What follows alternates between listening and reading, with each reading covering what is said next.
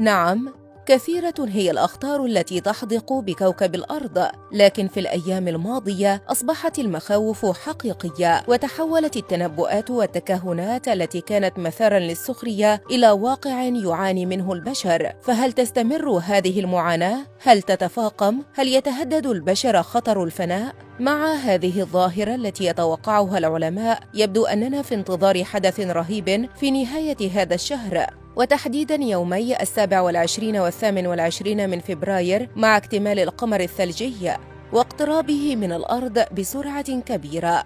لم يستوعب العالم بعد ما يحدث في سوريا وتركيا إثر الزلزال المدمر وتواصل ارتفاع أعداد الضحايا لنصطدم بمفاجأة جديدة، حيث أن القمر يقترب بسرعة كبيرة من الأرض التي تتحرك بسرعة كبيرة أيضا منذ عدة أيام، مما قد ينتج عنه زلازل جديدة. التوقعات كلها تشير إلى نقطة ذروة اقتراب القمر من الأرض في نهاية هذا الشهر، وهناك من يتحدث عن الزلزال المدمر الذي ينتظر اسطنبول. أوضح صالح محمد عوض، عالم الجيولوجيا العراقي بكلية العلوم بجامعة بغداد، أن الكرة الأرضية تدور بسرعة كبيرة، وعندما يقترب منها أي كوكب آخر تقل حركة دورانها، وبالتالي تتحرك الصفائح على الأرض، حيث إن منطقة الصفيحة الأناضولية تستجيب للجهد الأرضي الذي تتحكم فيه حركة الكواكب وليس لب الأرض. وأكد أن الجهد الأرضي يزداد في يومي 27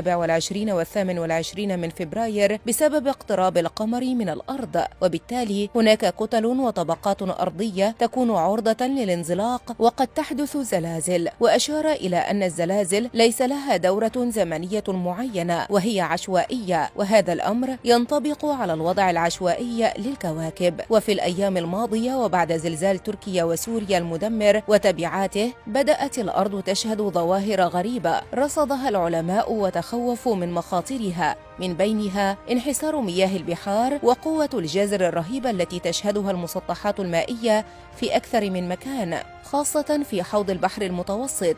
ومن المتوقع أن يشهد نهاية الشهر وتحديدا يومي 27 و28 من فبراير ذروة هذا الجزر، ولا أحد يعرف ما الذي يمكن أن يترتب على ذلك بالتحديد، لكن مخاوف العلماء كلها تشير إلى مد رهيب بعد ذلك قد يؤدي إلى تسونامي، وربما تغيرات في الصفائح الأرضية نتيجة اقتراب القمر من الأرض بسرعة كبيرة. فترى ما المصير الذي يحدق بالأرض؟ وهل نحن على موعد مع نهاية درامية مأساوية في نهاية هذا الشهر؟